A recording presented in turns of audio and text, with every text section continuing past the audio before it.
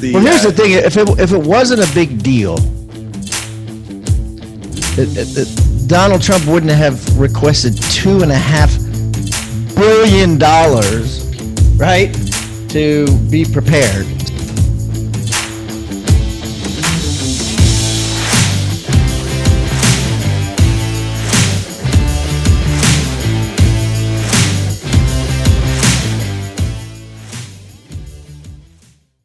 So the big question is this: how do most agents who don't have access to the secrets that the top agents in our industry hoard to themselves grow and prosper in today's real estate environment? That's the question. And this video podcast is the answer. I'm Pat Hyben, and welcome to Real Estate Rockstars.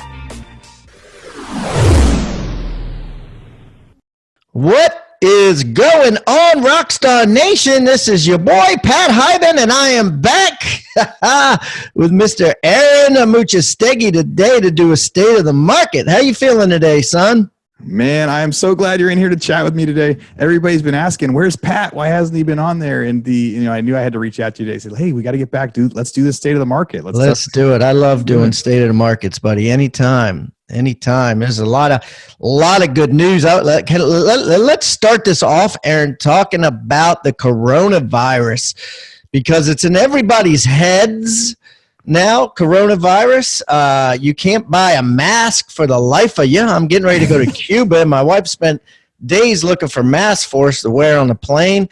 I know they got some, in your neck of the woods, they got their first unlinked case of a dude in Sacramento, California, and Inman's putting out news talking about, hey, I'm going to read you this headline. I want you to tell me, first of all, if you agree with this, because I know there's a contradicting headline. I'll let you read the contradicting one, but this one says, it's under markets and economy: coronavirus poised to wreak havoc on real estate. Man, I thought it was really interesting to see that as a headline, because you're right. Coronavirus, totally top of mind right now. Everybody is asking about it. Everybody's thinking about it. It's making the stock market crash. People are saying, all sorts of different things. So I thought it was really interesting the way they say that article. So it says poised to wreak havoc. So it's not really saying it's wreaked havoc yet. It's just, people are starting to say what is going to happen. Some agents have said that people have stopped buying houses because of it. And part of that makes me a little confused that people would stop buying houses to it. So they wanted to buy, if there was no coronavirus, they'd be in contract today. So looking through that article, some of the stuff I thought, well, maybe could happen. But there was also some stuff in there that said, with the coronavirus, people are traveling less. And so it could, impact people who Airbnb their house, or extra income and things like that that could affect the market. And then also really impacted mortgage rates, right? So it says plummeting mortgage rates, different stuff. How long do you think this is going to last? And do you think, I was surprised that it hit the real estate market, but I guess it's been hitting everywhere else. So I guess it should. Okay. So a couple of things here, right?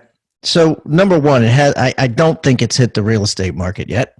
Like today, I don't think people I don't think anybody's like, I'm not going to buy. I agree that yes, people with Airbnbs could eventually see less people there. You're going to see, less hotels rented and stuff like that. You're going to have less travel, right? I agree with that. Okay. Yeah. So Airbnbs are part of that, but I don't agree that it's already started, that the market is tanking because of it. Now, that being said, it is a fascinating thing to think about in people's minds, how they react to this, because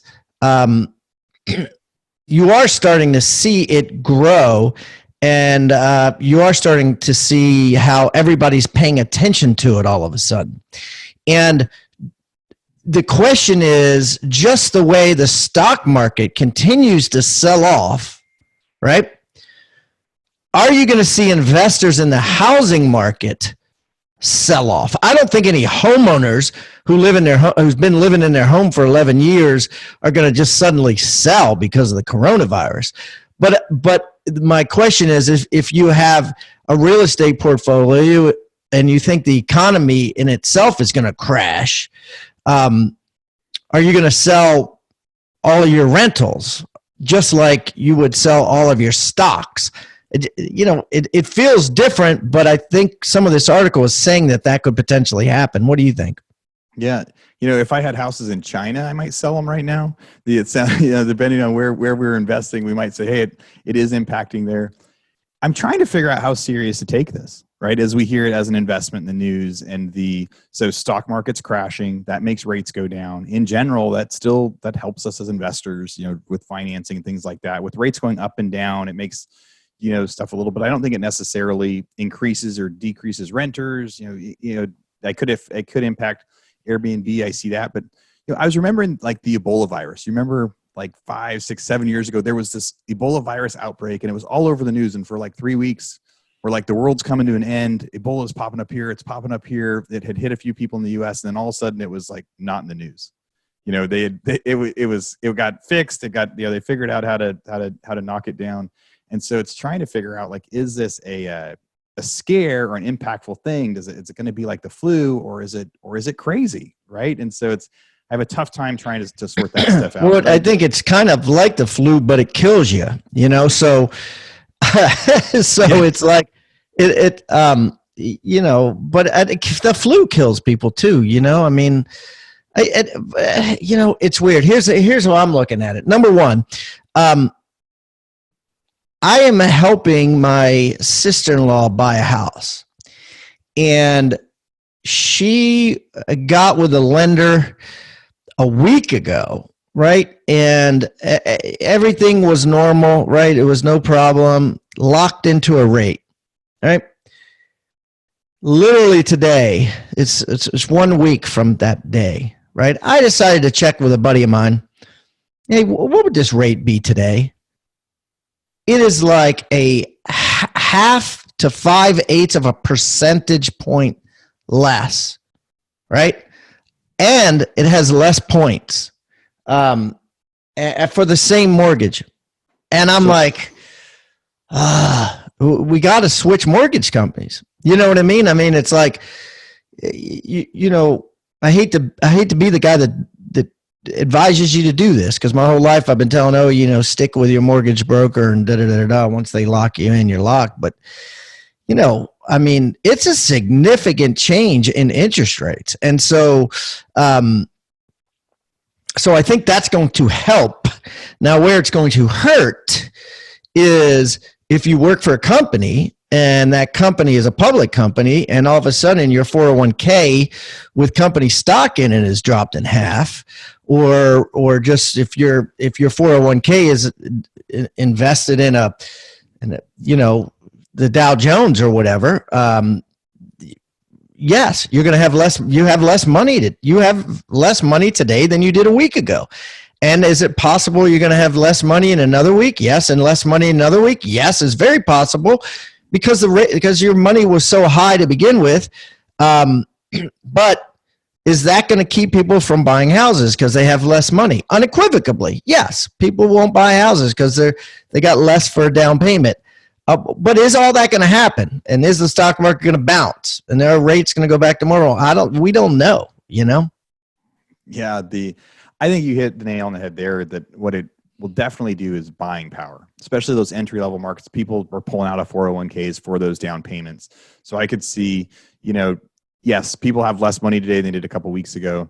As that changes, that could make a big impact. But like you said, with those mortgage rates, there was another article that was almost like the opposite, right? And so this one was with Bloomberg, and the title says "Housing to Get a Jolt with Virus Pushing Down Mortgage Rates," and it was talking the same thing you just said. Yeah, exact opposite, right? Yeah. Right, but because of all this, mortgage rates are going down, and so now people, even though they might have less money, they can buy a bigger house this week than they could buy last week. A much bigger house, yeah. Just their income. I can't believe that you saw that, where that rate changed that much. It's crazy. It's crazy.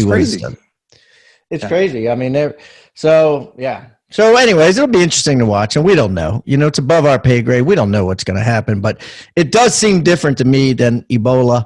I've read a lot on it, and which makes me dangerous, but it's different, right? In that you can get it from touching something, You know, someone doesn't have to sneeze on your back of your neck for you to get it.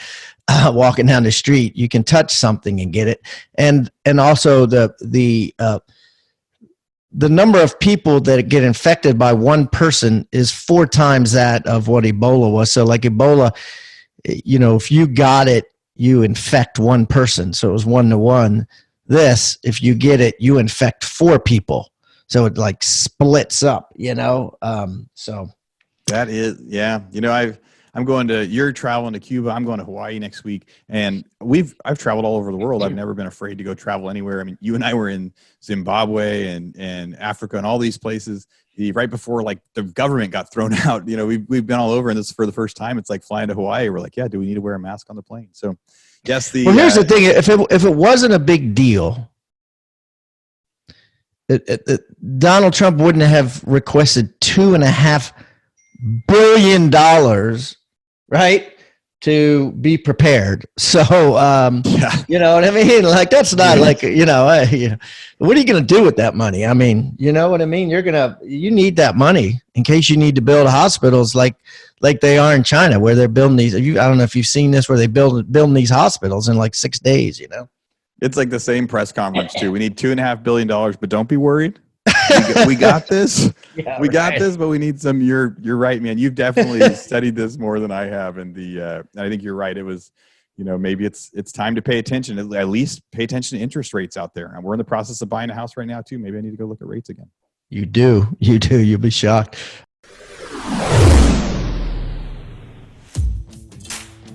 Real Estate Rockstars, this is Aaron Amuchastegui. And as you know, when you've been hearing these episodes, so many of our guests give us lots of free gifts and share the tools they've been using to become successful. We've got free real estate tools, scripts, ebooks, marketing materials, and more. We keep track of everything in our vault, and it's updated with new items each and every week. If you want access to that stuff, it's totally free for being a listener. All you have to do is go to agentsuccesstoolbox.com, agentsuccesstoolbox.com, and get your free gifts now.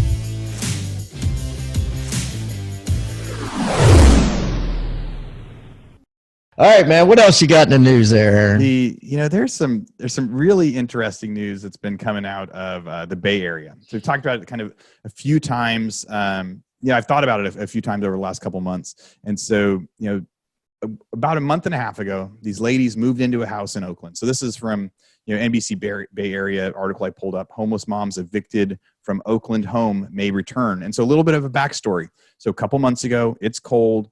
Investment company named Wedgwood out of California. They buy and sell houses. They buy and sell rentals. There was a vacant house out there, and these ladies, homeless ladies, moved into it. And they said, "Hey, it's cold outside. There shouldn't be a vacant house." They just moved into it.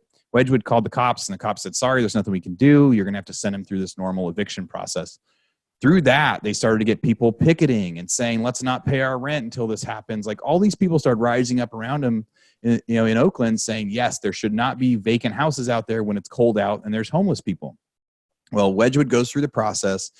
They finally are able to evict the people that haven't paid their, these ladies moved into a house that wasn't theirs, didn't get arrested for trespassing, anything like that, had to go through an eviction process. And then there was such an uproar afterward that this nonprofit that partners with the city of Oakland said, you know what, we're going to actually now buy the house from Wedgwood and then rent it to these ladies at a low income rate. And so it's like, that's this crazy precedent to set to me. It's called that's a good word, precedent. Yeah, it says we'll sell the home to Oakland Community Land Trust, and they're going to provide it as affordable housing back to these ladies. And then Oakland started talking about, you know what, we might start doing this with other multifamily, properties that are out there where they could almost use eminent domain to like buy an apartment complex from you for market value, turn it into low income housing. That's really wild, because it sets a bad precedent that people are breaking into houses instead of arresting them. It's like, you know what, you're right. Let's buy this house and let you rent in it for below market rate. That's crazy to me as an investor. I mean, it's got to that point. Usually a vacant place is the landlord. There is no landlord. Like, the city owns them anyways because they don't pay the taxes or whatever. But if someone really does own it, then yeah, I mean, you should kick them out. I mean, they should. That's. They had bought it and fixed it and was listing it for sale, right? Yeah, or if it's listed for sale, yeah. I mean, the city should be able to buy, do a homeless shelter or something that's a little bit smarter than, buying a apartment building that they didn't plan on buying, Yes. And it's a tough concept that I think got a lot of people thinking about it, because they're like, yes, there's a ton of homeless people in the Bay Area. And it's also where there's a lot of the most expensive real estate in the world in the Bay Area. And in those cold months, they started looking at that going, yes, they could see like there is such a big divide there. But I don't think they came up with that with the right solution. I don't know what the solution is. There's Seattle. Did you see what Seattle did with that? Or do you hear? Yeah, isn't that crazy? I don't. So Seattle. If you guys haven't seen this, basically they decided that there's only certain months of the year as a landlord that you're allowed to evict people. Do you know what the months are? It's like 6 months or 5 months out of the year you can evict, and the others you can't, because it's cold all the time in Seattle. And the reason is, I don't know if that's the exact number. You can look it up, but I'll get it for you. Yeah. The reason is because it's inhumane to evict people in the cold. So it says December, January, and February. So let's say somebody doesn't pay 3 their months, rent November, but if they don't pay their rent in November, you can't file on them, because you need 30 days in Seattle anyway. So if they don't pay their rent in November, you actually can't file for eviction until March. So people will get over on that, especially if you have a lease that ends in November. You'll be like, well, it ends in November, but I get a free extra 3 months. Yeah, totally. People will it's the same thing that happened when all the foreclosures were happening in California. And they created this rule that said, hey, there was this 90-day rule. If somebody was a renter, they could just stay for free for 90 days. I mean, everybody found out about it. Everybody abused it. Owners would say they were renters. Friends would move in. It was totally something that people, they didn't care about their credit. They didn't care about anything else. They just kind of stole those months. And I get what they're trying to do. I get that if it's, you don't want to make people homeless when it's 10 degrees under. I totally agree with that. There needs to be a solution for that. But I think this is the wrong solution. It's like the wrong way to solve it. And in Baltimore City, I have a bunch of Section 8 properties, and they made a rule that you cannot they will not evict on unpaid water bills, right? And the landlord is responsible for the water bills, right? Because it's inhumane to evict somebody, especially in the cold months. It's inhumane to evict somebody because of an unpaid water bill. So now what happens is the landlords have to pay them and then get them back from the tenants. But the problem is, if you have Section 8 properties, the tenant's not paying the mortgage, and Section 8 isn't going to pay the water bill. I mean, the tenant's not paying the rent. Section 8's paying the rent, but they're not going to pay the water bill. So the tenant has to pay the water bill, and they're not going to pay the water bill. So as a landlord, you end up with water bills to pay. It's just a huge added expense, That's interesting. So the tenant's supposed to pay the water bill, but if they stop paying it, the city says, hey, we're not going to turn off the water. We're just going to send the bill to the landlord. We're going to lien the landlord. Yeah, we're going to lien the house. They will lien the house. They won't lien the tenant. That is crazy. Landlords should actually control like cable. I met these guys that they had, their apartment complexes. They would control That's cable. Funny. I've never heard that. Yeah. Yeah. But as soon as somebody didn't pay their rent, they would just turn off cable. And then they would be like, okay, they'd go pay their rent. So it's like way better than evicting people. They'd be like, no, we're just turning your cable off and on for you. But that's funny. It's so true. You go to these, dude, we were in, Argentina and Chile, and these people didn't have, plumbing, right? Like literally didn't have plumbing. They had to use public bathrooms. But they had televisions, and they had, iPhones, and just crazy like satellite dishes with TV shows and HBO and stuff. And I'm like, how is, that's more important. Absolutely. People will pay first. Yeah. Like they'll forget they won't pay their phone, their water bill. They won't pay their rent. They've got no problem, but they're going to pay their cable bill the day that gets turned off, or their internet. That's probably like the most expensive utility, like the most like needed utility now. Like someone's going to pay you turn their internet off. They're going to pay that before they pay their rent. Yeah. Yeah. Well, all right. So what else we got here? I don't know what that solution is, but when it's cold out, they're trying to do something, so I think this last thing I wanted to talk about. So Inman posted this out. It says Florida brokerage sued for sending spam about home buying process. Yeah, I saw this one. Yeah. Yeah. And I think this is going to be really big news. There's so many real estate CRMs out there right now that are kind of teaching people, saying, hey, send the text message out. I mean, I get those text messages. I get those voicemail drops that are like fake, voicemails, fake text messages. It says a Florida man has filed a lawsuit accusing a broker of sending him spam text messages about the home buying process. And so he was sending out texts saying, hey, have you heard about this? And hey, have you heard about this? And this guy's now suing him, trying to turn it into a class action. What do you think about all that? Like, do you think people should be taking notice of this? It's interesting, right? Because I've started getting some spam texts. And it is annoying, right? Because you think of text as being sacred almost, right? Like if someone calls you, nowadays it's like, well, it's obviously not sacred anymore. But someone texts you, it's like, hey, this is so in your face. It's so in your face, especially if they know your name.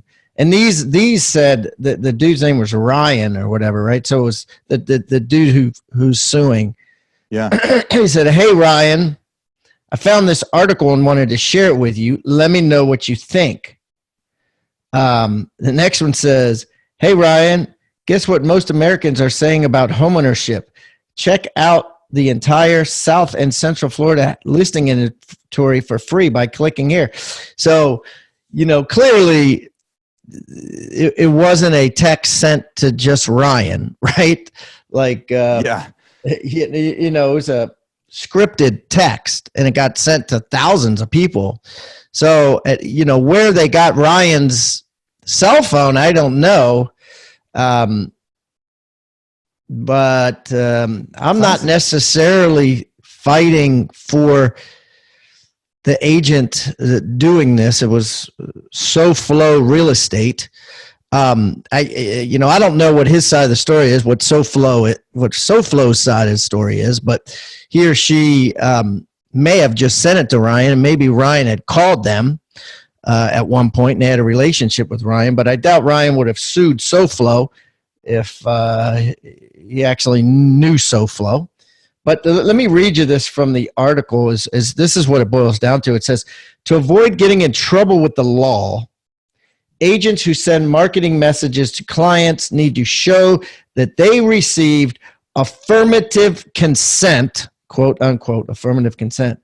The person you're contacting with marketing materials needs to have previously agreed to or explicitly signed up to receive text. Well, who the hell signs up to receive text? I mean, that's a hard rule, right? I mean, what is an agent supposed to do, really, actually? Just not text anyone? Who signs up and says, hey, text me? Yeah. That's why I think it's really important news for agents to pay attention to, because we're telling people, people are coming on and we're interviewing them on the podcast. They say, call expired listings, call these people, reach out to these people and, see if they want to sell their house, see if they're still interested, do that. And this is saying, if you're texting them, that because that is so sacred, that if they haven't opted in, like you could get in trouble. And the thing that scares me the most for people out there doing this is class actions are serious. They get an attorney to sign up for the class action. People are also silly, and people join the class action like for nothing. They're going to get it $5 maybe or $3 maybe. The people that win are the attorneys and the guys that get sued. But it's so much once it's a class action, everyone goes, oh yeah, I got a text like that. Yeah, I remember getting a text like, yeah, sign me up, add me to it. And all of a sudden that list of people will grow and it sets a crazy precedent. I wonder if it was a text from an individual phone or if it was a text from like a texting machine, or, that may come into play as affecting it more too. Or where does that limit go? Like maybe you can't send somebody a bunch of text messages, but sending someone a text and going like, hey, your house was on the market yesterday and just got canceled. Do you still want to sell it? Where's the line where all of a sudden this is like spam and bad? And all it's saying is the line is, if they didn't tell you could text them, you can't text them, which is, I think it's kind of ambiguous. I mean, what I read's not ambiguous, but I think in most agents' mind and in most people's mind, it's an ambiguous line. It's more like, hey, stop texting me. If someone texts you, and I need to do this to this, it's a real estate trainer actually that I signed up for. I think I signed up for something at some point with this real estate trainer, and he's been texting me, just about every month, that these bullshit texts they're unwarranted. And I think it's really the onus is on me at this point. I just need to write stop or something in big letters, or please stop texting. It doesn't say who it is. It's an anonymous text. So I know it's coming from a machine, right? But it is ambiguous, I think. I think most people don't know what's right and what's wrong. Yeah, I was just trying to look at my phone. I know that I've gotten unsolicited text messages in just the last week. Just random ones in here from people saying, hey, have you thought about selling your house? Hey, we have a new lead source for homeowners who were rejected for a refi, interested in buying this lead. Just random companies texting me. It says unknown number. I have no idea who it is. Some that, hey, it's for this. So yeah, people are using texting for marketing. They've realized that people aren't opening their emails. They're using voicemails for marketing, text messaging for marketing. I've even told people they should do that. And so this is like, yeah, that's a great method to go reach out to people. Instead of knocking on their doors, texting is less obtrusive. Like call them or text them first. Now it's like, no, maybe the old-fashioned door knock is the only thing that you're going to be allowed to do. And then people are just going to put up the no soliciting signs, I guess. No solicit sign, right? Or at some level, you probably won't be able to do that. But it takes so much more guts to do that. And so few people do that. You can't do it on such a massive scale, right? You could text 10,000 people in a day. In a blink of an eye, 40 doors. Yeah. So I totally understand why they're protecting it. I don't really have an opinion on who should be right or wrong, but this is a scary thing that I think all of our listeners out there that are real estate agents should pay attention to, because if unsolicited text messages becomes a scary thing, I think some people are going to have to change their business models. Yeah. And I think some companies have already been shut down. Because of this. Oh, we forgot to talk about? We forgot to talk about Barbara Corcoran getting bilked. Yes, that was the craziest thing when you sent me that today. So this is Barbara Corcoran. She's famous from Shark Tank. Also, famous brokerage, has people that work for her.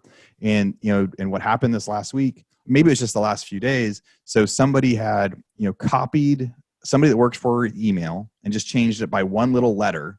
And then, had hacked their system somehow to see the email, sent the email off and said, hey, we need to send a wire for this transaction. Did you see how much it was? Was it like $400? It's ridiculous. It was $396,000.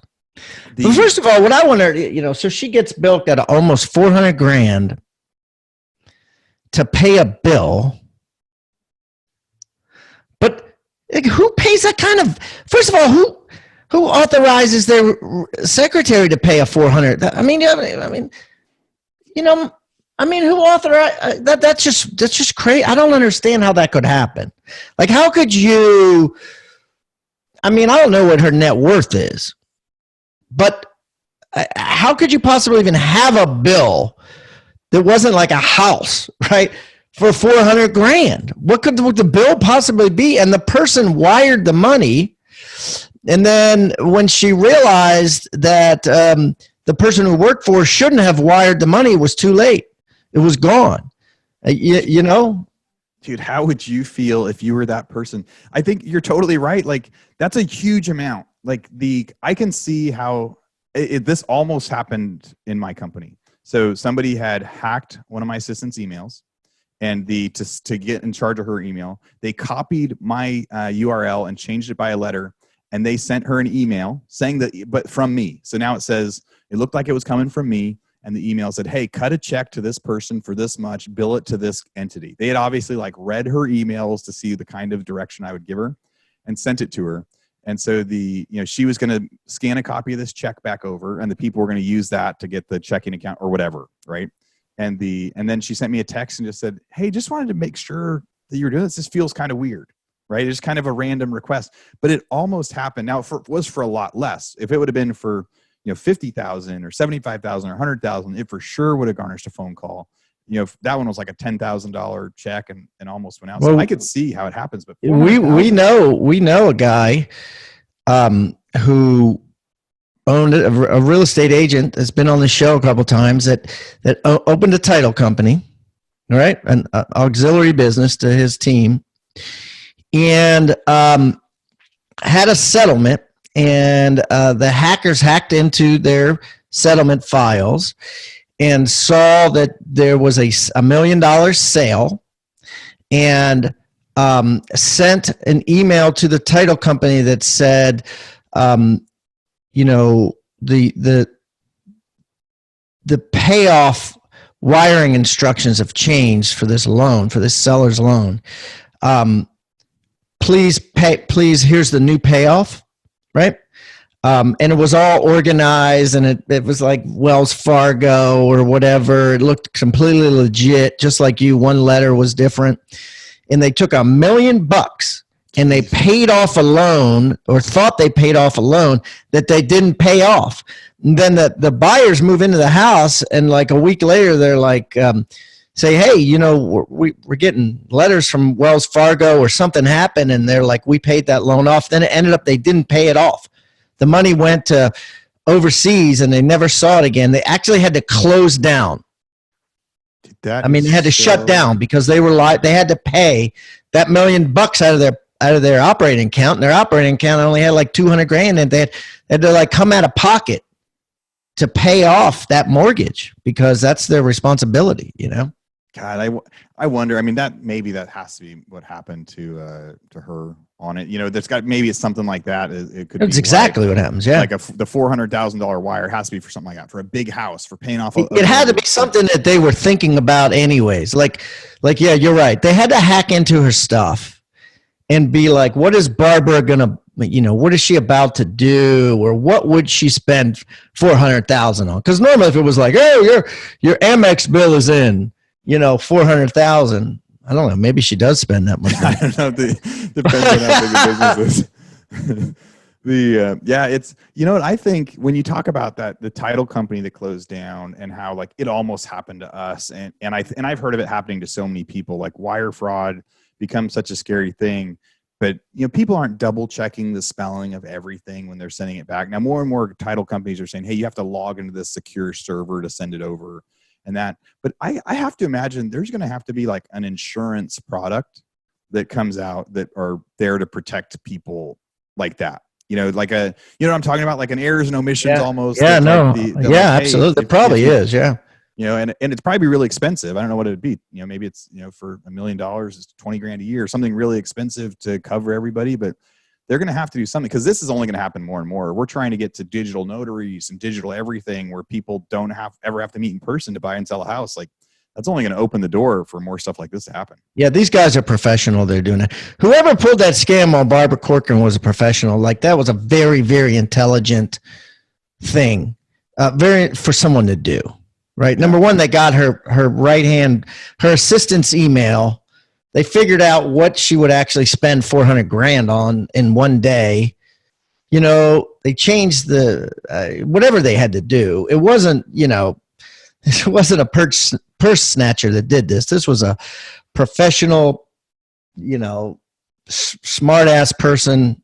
Yeah, it's got to be. This, you know? I mean, and then people, like, it's like you feel bad if you're the one that hits send, but at the same time, like the versions I saw of it were so stinking good that it was like, you know, I've never, like, the people that showed me examples of it happening, I wasn't surprised. I was like, yeah, you know, I could totally see how that happens, and that's super devastating. That's why I think insurance is going to have to be one of the only ways, or hey, that's a problem that somebody out there needs to solve, is how can you? I'm sure the banks are insured, and I know banks are, you know, pretty tight about it. I love sending wires because I hate checks, you know? Yeah. So I try to wire most stuff, you know what I mean? It's so more convenient. And when people send me checks, I get pissed. I'm like, hey, you know, please ACH that shit, you know? Yeah. What am I going to do with this? What am I going to how am I going to do something with this? Well, that was, yeah, I feel bad for Barbara and her team. That is a mess. It's a problem that's out there. And so, you know, again, for our agents out there, like, pay attention and warn your people. I mean, there's that one addendum everybody has to sign right now, like, beware of wires. Like, it's the real deal. When you got big professionals getting scammed out of that much money, this isn't the only time I saw news like this over the last week. She was just absolutely the most famous person that I saw happen in the news over the last week. So be careful out there. And it was a lot, you know. That's true. It's a huge amount. So not fun news. We got today's news was all not fun, I guess. We had coronavirus. News never is, right? You know? Yeah. Well, It was fun getting to talk to you today, man. You too, Aaron. Man, I'm happy to come back anytime, buddy. Cool. Well, we will talk to you soon. Enjoy Cuba. Enjoy your trip out there. And congratulations! I hear that now that you've been running a show here, your downloads are up 30%. So that's a huge thing. I mean, you're obviously doing something right. So kudos to you on being better than me.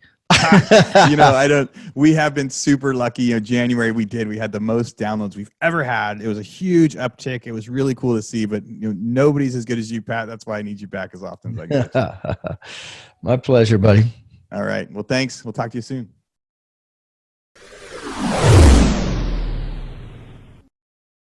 Rockstar Nation, thank you for listening to Real Estate Rockstars. Listen, I need a favor. If you find this free content helpful, if you find our downloadable items from each guest helpful, please, I need you to pull out your pointing finger. Yes, the one finger that points at people, and hit subscribe. Yes, subscribe. The more subscribers we get, the better we look in the ratings, and the easier it is to get guests like Robert Kiyosaki, Barbara Corcoran, all the players that are on $1 million listing in the different cities. All that stuff makes it easier the more subscribers we get. So please subscribe. And listen, there's a lot of places you can leave comments. There's a lot of places you can like. We're on Facebook. We have an Instagram page. Instagram page is I am Pat Hyben. The Facebook is Real Estate Rockstars Radio. Feel free to leave us comments there. The most popular form of commenting seems to happen on YouTube. Yes, for whatever reason, it's a very open environment. So just go to YouTube and go to Real Estate Rockstars Radio. Leave us comments there. Some of them we will read on the show. We love your feedback. So thanks, guys, and I hope you are having a great day. Oh, and also, listen, if you're going to subscribe and you haven't already left a review on iTunes, please do that too. Have a great day, and thanks so much, Rockstar Nation. I really appreciate you.